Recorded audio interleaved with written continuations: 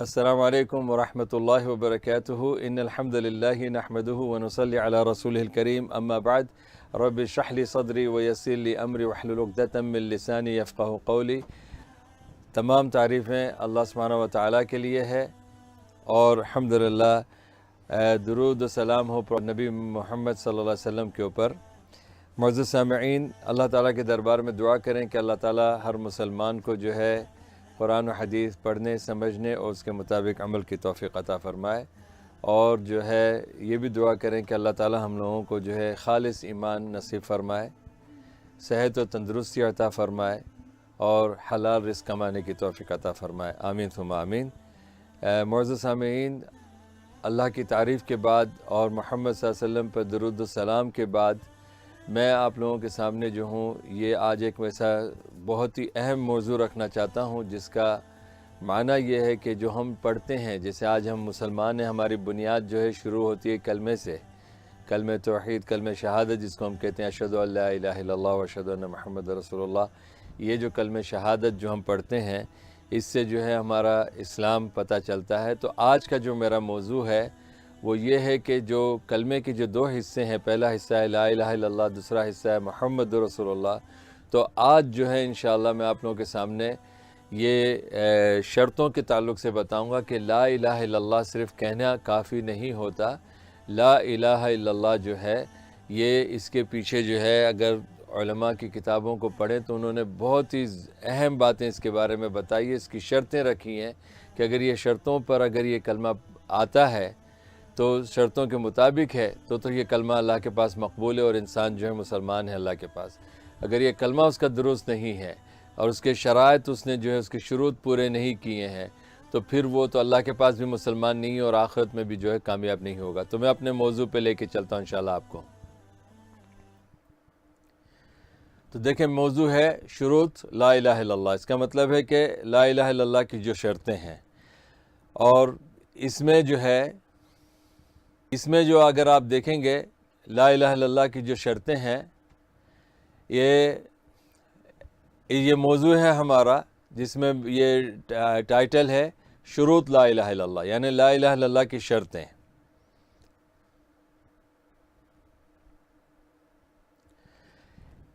ایسے اگر دیکھا جائے تو بہت سارے علماء ہیں، بہت سارے علماء نے ماشاءاللہ اس موضوع پر لکھا ہے کہ لا الہ الا اللہ کی شرطیں کیا ہیں۔ بعض علماء نے جو ہے اس کی 6 شرطیں مثبت بتائی ہیں اور 6 شرطیں جو ہے منفی بتائی ہیں، یعنی کہ وہ 6 شرطیں جو ہونا ضروری ہے اور اس کی ضد میں جو ہے وہ 6 شرطیں ہیں جس کے ذریعے سے جو ہے وہ نہیں ہونی چاہیے، ورنہ ایمان خطرے میں اور کلمہ جو ہے خطرے میں پڑ جائے گا۔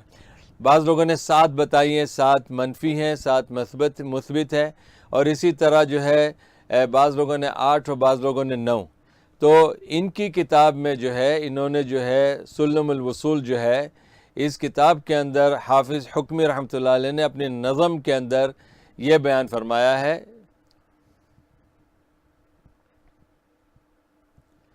العلم والیقین والقبول والانقیاد فدر ما اقول،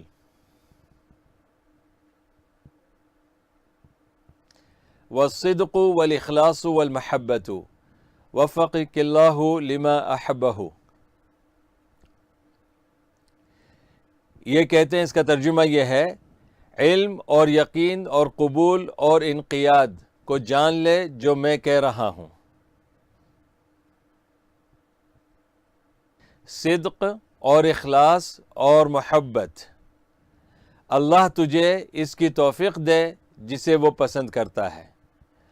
اب جو ہے میں آپ کو یہ بتانا چاہتا ہوں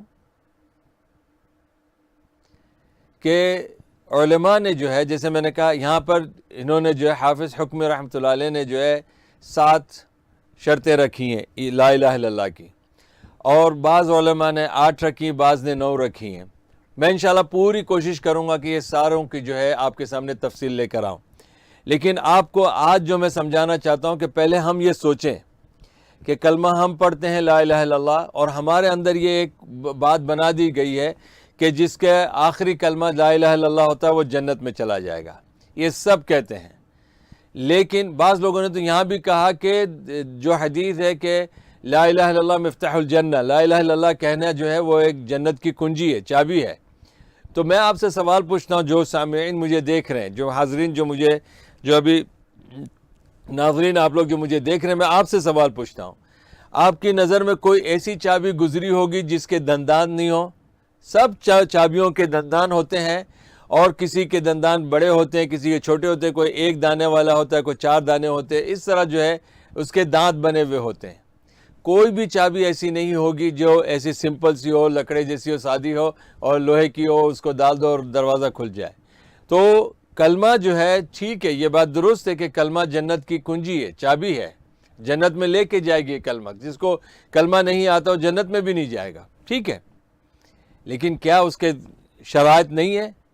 وہ دانت جو ہیں اس کے شرائط ہیں، اور اس کا جاننا بہت ضروری ہے۔ اور یہ کیوں ہمارے علماء نے جو ہے اس کے اوپر اتنا جو ہے زیادہ توجہ دلائے اور اس کے اوپر زیادہ سے زیادہ جو ہے بیان کیے ہیں، کتابیں لکھی ہیں۔ ابھی آپ تھوڑی دیر کے لیے یہ سوچیں کہ قرآن پاک میں کوئی ایسی آیت نہیں ہے جس میں پورے اس طرح 7، 8 یا 9 جو ہے شرطیں ایک آیت میں بیان کی گئی ہوں۔ اسی طرح کوئی حدیث رسول بھی نہیں ہے کہ جس میں یہ 7 شرطیں یا 8 شرطیں یا 9 شرطیں جو ہیں کوئی حدیث میں پوری نبی صلی اللہ علیہ وسلم سے وارد ہوں، نہیں ہے۔ لیکن ایک چیز ضرور ہے کہ یہ کلمہ جو ہے اتنا ضروری ہے، کیونکہ نبی پاک صلی اللہ علیہ وسلم کی بہت ساری روایتیں ملتی ہیں کہ جس میں نبی پاک صلی اللہ علیہ وسلم نے یہ کہا ہے کہ قولوا لا الہ الا اللہ تفلحوا۔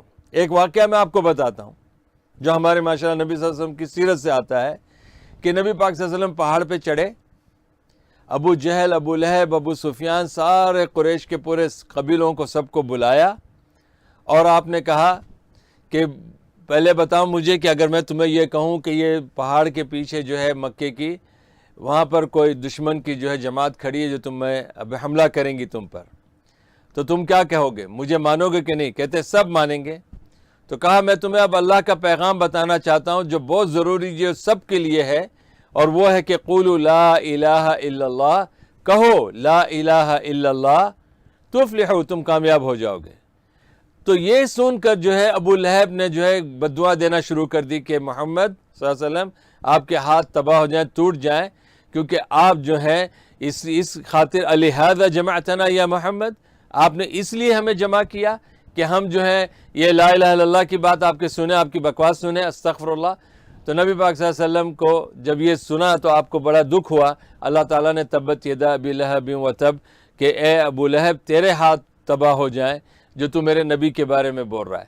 تو یہ آپ سوچ لیں کہ لا الہ الا اللہ آج ہم لوگ جو ہیں پڑھتے ہیں یہ سوچ کر کہ جس نے کلمہ پڑھ لیا وہ مسلمان ہو گیا، سیدھا جنت میں چلا جائے گا۔ لیکن یہ لا الہ الا اللہ، کیا یہی لا الہ الا اللہ قرآن میں موجود ہے اس طرح کا؟ کیا یہی لا الہ الا اللہ جو ہے اس زمانے میں مکے والوں کے پاس بھی تھا؟ اگر مکے والوں کے پاس تھا تو نبی پاک صلی اللہ علیہ وسلم نے جب کہا کہ تم کلمہ پڑھو تو تم کامیاب ہو جاؤ گے، تو اس طرح ان لوگوں نے دشمنی کیوں کی؟ نبی پاک صلی اللہ علیہ وسلم نے مکے والوں سے دولت نہیں مانگی، منصب نہیں مانگا، کچھ بھی نہیں، اور نبی پاک صلی اللہ علیہ وسلم نے ان سے کوئی ایسی چیز نہیں کہی کہ جس سے جو ہے مکے والے ان سے مخالف ہو جاتے ہیں۔ نبی پاک صلی اللہ علیہ وسلم نے صرف لا الہ الا اللہ کہا اور پورے مکے میں زلزلہ شروع ہو گیا۔ اسی طرح اگر آپ غور و فکر کریں، حضرت بلال غلام تھے، وہ کوئی خطرہ نہیں تھے، ان کو کوئی مکے والوں کو کوئی سرداروں کو کوئی خوف اور ڈر نہیں تھا حضرت بلال سے۔ لیکن حضرت بلال رضی اللہ تعالیٰ عنہ نے جب کلمہ پڑھا تو مکے والوں کے لیے زلزلہ آ گیا، پورے بڑے بڑے سردار مل کر ان کے چہرے پہ مٹیاں مار رہے ہیں، مکے مار رہے ہیں، پتھر مار رہے ہیں اور کیکے مار رہے ہیں، ٹانگے مار رہے ہیں تاکہ یہ لا الہ الا اللہ نہ کہے۔ کیونکہ وہ لا الہ الا اللہ وہ سمجھتے تھے، اس لا الہ الا اللہ کی جو شرطیں تھیں، وہ جو باتیں تھیں جو مکے والے جو ہے نہیں سمجھ پاتے تھے۔ اب میں آپ کو جو ہے اس کی پوری تفصیل بتانا چاہوں گا کہ پہلے لا الہ الا اللہ کو ہم سمجھ لیں اور پھر اس کی شرطیں جو ہے انشاءاللہ اگلی جو ہے نشست میں آپ کے سامنے پیش کروں گا۔ یہ اسی طرح سب سے پہلی شرط جو ہے وہ ہے علم، یعنی علم کا ہونا۔ دوسرا ہے یقین رکھنا، اللہ کی بات پہ کسی چیز میں شک نہ ہو، پھر اس کو قبول کر لینا، پھر اس کے انقیاد کا مطلب ہوتا ہے کہ اس کے مطابق عمل کر لینا۔ اس کے بعد جو ہے پانچویں چیز ہے کہ وہ تصدیق کر لینا اس کی، اور پھر چھٹی چیز یہ ہے کہ اخلاص ہو، اور ساتویں چیز یہ ہے کہ اللہ تعالیٰ کے لیے، کلمے کے لیے، جس کا کلمہ ہم پڑھتے ہیں اس کے لیے محبت ہو۔ تو یہ ساری چیزیں جو ہیں انشاءاللہ اگلی نشست میں پورے تفصیل کے ساتھ لاؤں گا، لیکن آج جو ہے میں آپ کو یہ سمجھانا چاہتا ہوں کہ آپ میرے ساتھ اس میں جو ہے غور سے سنیں کہ یہ کیوں اتنا ضروری ہے ہمارے لیے۔ علم اور یقین اور قبول اور انقیاد کو جان لے جو میں کہہ رہا ہوں، یہ امام حکمی رحمۃ اللہ علیہ کہتے ہیں۔ صدق اور اخلاص اور محبت، اللہ تجھے اس کی توفیق دے جسے وہ پسند کرتا ہے۔ تو آج میں آپ کو اب یہ سمجھانا چاہتا ہوں، پہلے ہم کلمہ سمجھ لیں کہ آج جو ہے دنیا کے اندر ہم ہزاروں لاکھوں کی تعداد میں مسلمان کلمہ پڑھتے ہیں، لیکن اس کا جو ہے ہمارے پاس صحیح طرح سے علم نہیں ہے، اس کی شرطیں ہمیں پتہ نہیں ہے، ہم سمجھتے ہی نہیں ہیں کہ اس کی شرطیں کس طرح کی ہیں۔ پہلے تو میں آپ کو یہ بات بتا دوں کہ مکے والے بھی کلمہ پڑھتے تھے، مدینہ والے بھی کلمہ پڑھتے تھے، اور جو ہے عیسائی و یہودی بھی اس زمانے میں کلمہ پڑھا کرتے تھے۔ وہ کیسے؟ دیکھیں، اگر مکے والوں سے آپ دیکھا جائے تو مکے والے جو ہیں حضرت ابراہیم کی ملت کی طرف اشارہ کرتے ہیں۔ اسی طرح نبی صلی اللہ علیہ وسلم کو بھی اللہ نے کہا وَاتَّبِعْ مِلَّةَ إِبْرَاهِيمَ حَنِيفًا، اے محمد صلی اللہ علیہ وسلم آپ حضرت ابراہیم کے دین پر چلیں۔ تو حضرت ابراہیم علیہ السلام کے دین پر ہی جو ہے یہ لوگ اپنے آپ کو کہتے تھے کہ ہم حضرت ابراہیم کے دین پر ہیں، اور یہ لوگ اللہ کو مانتے تھے، یعنی پہلا حصہ مانتے تھے، لیکن لا الہ الا اللہ جو ہے ان کے اس ماننے پہ نفی کرتا تھا، کیونکہ لا کا مطلب ہے نہیں، الہ کا مطلب ہے کوئی معبود، خدا جس کی پرستش کی جائے، جس کی عبادت کی جائے، جس کی پوجا کی جائے، الا اللہ سوائے اللہ کے۔ تو یہ جب لفظ ان کو پتہ چلتا تھا تو آپ دیکھیں مکے کے ارد گرد 360 بت ہوتے تھے، کسی کے گھر میں بت ہوتے تھے، کسی کے اپنے جو اونٹوں پہ بت ہوتے تھے، کسی کی سواریوں پہ بت ہوتے تھے۔ کئی صحابہ کرام جو ہے اسلام قبول کرنے سے پہلے جب نبی صلی اللہ علیہ وسلم کے پاس آتے تو آپ صلی اللہ علیہ وسلم نے پوچھا ان سے کہ کتنے بتوں کی تم پوجا کرتے ہو؟ کئی لوگوں نے کہا کہ ہم جو ہے، کسی نے کہا 7، ایک آسمان پر 6 زمین پر، کسی نے کہا کہ ہم 6 خدا کی پوجا کرتے ہیں، جو ہے کچھ زمین پر ہے، ایک آسمان پر ہے۔ اس طرح کر کے لوگ جو ہیں اللہ کو مانتے تھے، لیکن نمازیں بھی پڑھتے تھے، اللہ کو مانتے تھے، نمازیں بھی پڑھتے تھے، حج بھی کرتے تھے، زکاتیں بھی دیتے تھے، اور روزے بھی رکھا کرتے تھے۔ یہ سب قرآن کی آیتوں سے ثابت ہے، میں ان کو اس کی تفصیل میں نہیں جانا چاہتا ہوں، لیکن سب ثابت ہے کہ مکے والے بھی جو ہے اس طرح کی عبادتیں کرتے تھے، لیکن اس کے باوجود اللہ سبحانہ و تعالیٰ نے ان کو مشرک کہا۔ کیوں؟ کہ دیکھیں سورہ یوسف کے اندر آیت نمبر 106 میں اللہ تعالیٰ کہتا ہے وَمَا يُؤْمِنُ أَكْثَرُهُم بِاللَّهِ إِلَّا وَهُمْ مُشْرِكُونَ، کہ کئی ایسے لوگ ہیں، زیادہ تر جو لوگ اللہ کے اوپر ایمان لانے کا دعویٰ کرتے ہیں وہ سب جو ہے شرک کرتے ہیں، مشرک ہیں، وہ لوگ مومن نہیں ہیں۔ تو یہ اس چیز کو غور کرنا چاہیے ہمیں۔ ایک طرف اللہ کہتا ہے کہ ایمان کا دعویٰ کر رہے ہیں جیسے کہ ہم بھی کرتے ہیں، اور پھر اللہ ساتھ میں یہ کہتا ہے کہ یہ لوگ مومن نہیں ہیں، یہ مشرک ہیں۔ تو ایمان کا دعویٰ کرنے والا مومن ہونا چاہیے، لیکن اللہ کہتا ہے ایمان کے دعویٰ کرنے والے زیادہ تر جو لوگ دعویٰ کرتے ہیں وہ زیادہ تر لوگ جو ہیں مشرک ہیں، زیادہ تر لوگ یعنی کم ہی لوگ جو ہیں ایمان والے ہیں، اور زیادہ جو ہیں وہ مشرک ہیں، شرک کرتے ہیں۔ اب وہ شرک کی تعریف میں اس میں لا الہ الا اللہ سے آپ کو سمجھانا چاہتا ہوں، اور یہ بہت ضروری ہے کیونکہ ہم بھی لا الہ الا اللہ کہتے ہیں، اور اگر ہمیں یہ صحیح سمجھ میں نہیں آیا تو بڑا مسئلہ بن جائے گا۔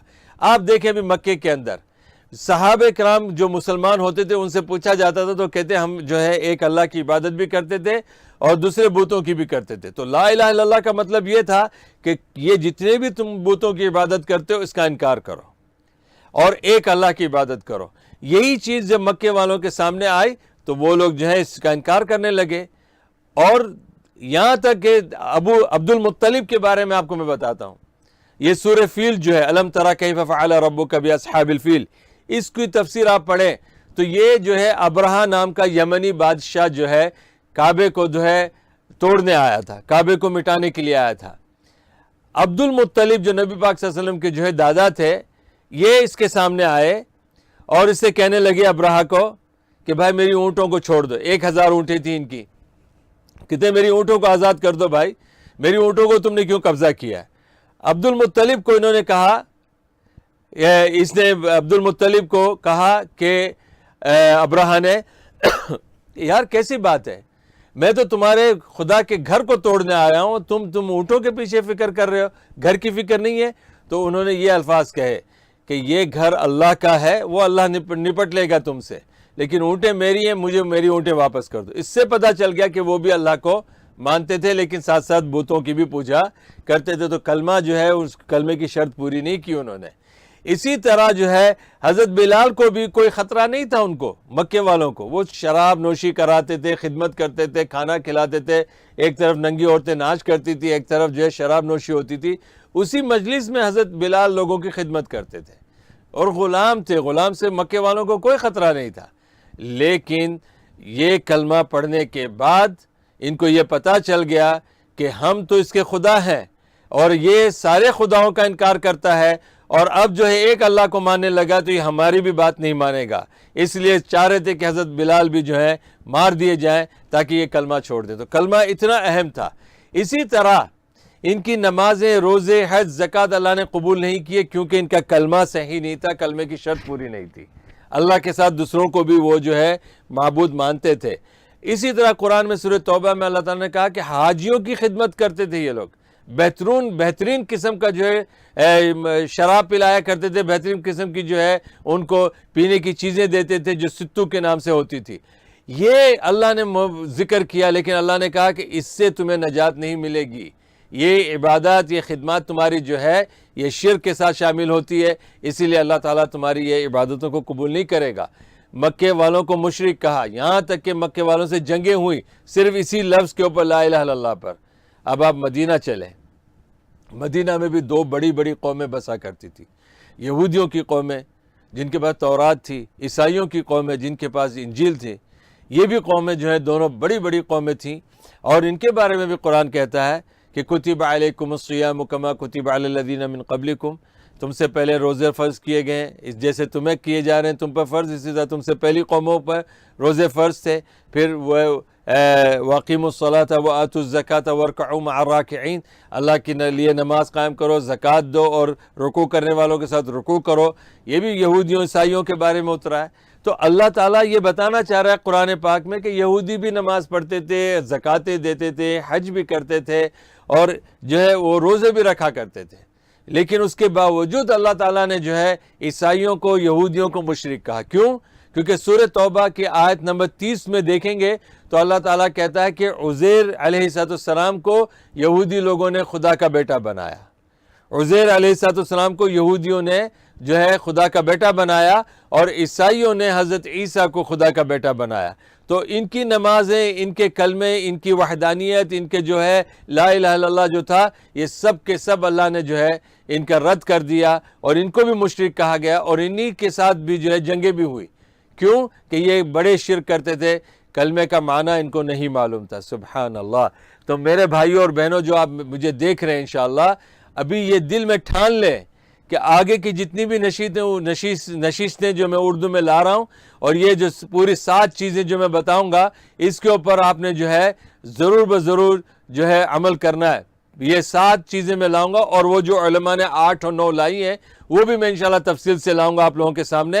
تو دیکھیں یہ کلمے کی جو 7 شرطیں ہیں ابھی اس میں، وہ یہ ہے کہ آپ کو کلمے کا علم ہونا چاہیے، کلمے پہ یقین ہونا چاہیے، کلمے کو قبول کرنا چاہیے، کلمے کے اوپر اتباع عمل کرنا چاہیے، اور اس کے بعد جو ہے اس پر پورا تصدیق، اس کی سچائی کو جاننا چاہیے، اور اخلاص پیدا کرنا اور محبت۔ یہ سب چیزیں جب ہماری پوری ہوں گی 7، اور جیسے 8 اور 9 میں آگے لاؤں گا تفصیل میں، تو یہ جب پوری ہوں گی تب اللہ تعالیٰ کے پاس ہمارا کلمہ قبول ہوگا۔ اور اگر کلمہ قبول نہیں ہوا تو ہم مسلمان بھی نہیں ہوں گے، ہماری جو چابی بھی نہیں ملے گی، اور ہم جنت میں بھی نہیں جائیں گے۔ تو میرے بھائیوں انشاءاللہ پوری میری کوشش رہے گی۔ اب غور کریں جو میں نے مثالیں دی ہیں، مکے والوں کی مثالیں دی، اللہ کو بھی مانتے تھے اور شرک بھی کرتے تھے۔ مدینہ والے بھی اللہ کو بھی مانتے تھے، اور عزیر کو بیٹا مانتے تھے علیہ السلام اللہ کا۔ عیسائی بھی جو ہے اللہ کو مانتے تھے، لیکن ساتھ ساتھ شرک بھی کرتے تھے۔ تو یہ بھی ممکن ہے، وہ آیت جو سورہ یوسف کی آیت نمبر 106 ہے، اس سے یہ بھی پتہ چلتا ہے کہ کئی ایمان والے، زیادہ تر ایمان والے مشرک ہیں۔ یہ ہو سکتا ہے کہ ہم بھی اس آیت میں آ جائیں، کیونکہ آج ہمارے پاس کیا علم ہے؟ ہم قرآن تو ویسے بھی نہیں پڑھتے، حدیثیں ویسے بھی نہیں جانتے، اور اس طرح کی علماء کی کتابیں پڑھنا تو دور کی بات ہے۔ تو جب اہم چیزیں نہیں پڑھتے تو پھر ہمیں کیا پتہ چلے گا کہ ہمارا صرف کلمہ پڑھ لینا اور ایک مسلمان کے گھر میں پیدا ہو جانا کیا یہ ہمیں جنت میں لے جائے گا؟ یہ کافی ہے؟ آگے انشاءاللہ جو ہے اس کے بارے میں میری اگلی نشست آئے گی انشاءاللہ۔ امید ہے کہ آپ لوگ جو ہیں سمجھ چکے ہوں گے کہ کتنا ضروری ہے کہ ہمیں جو ہے ایمان کی یہ شرطوں کا جاننا کتنا ضروری ہماری زندگی کے لیے ہے۔ اگر اس کے مطابق جو ہے اگر ہم لوگوں نے عمل نہیں کیا تو اللہ تعالیٰ کے پاس جو ہے پتہ نہیں ہم کس منہ سے کھڑے ہوں گے، اور اللہ تعالیٰ ہمیں جو ہے مومن سمجھے گا یا مشرک سمجھے گا، یہ کسی کو بھی نہیں پتہ چلے گا۔ اللہ اکبر۔ تو میں آپ لوگوں کے سامنے بھائی یہ بات ابھی رکھتا ہوں، انشاءاللہ اگلی نشست کے لیے انتظار کریں۔ الحمدللہ ہم لوگ کا یہ پہلا موضوع مکمل ہوا، اور انشاءاللہ اگلی نشست میں آپ لوگوں کے سامنے وہ پوری جو ہے 7 شرطیں جو ہیں 7، 8 اور 9 جو دوسرے علماء نے بھی ذکر کی ہیں وہ بھی میں آپ لوگوں کے سامنے لاؤں گا انشاءاللہ۔ تو آپ لوگ جو ہیں انتظار کریں دوسری نشست کے لیے۔ بارک اللہ فیکم۔ السلام علیکم ورحمۃ اللہ وبرکاتہ۔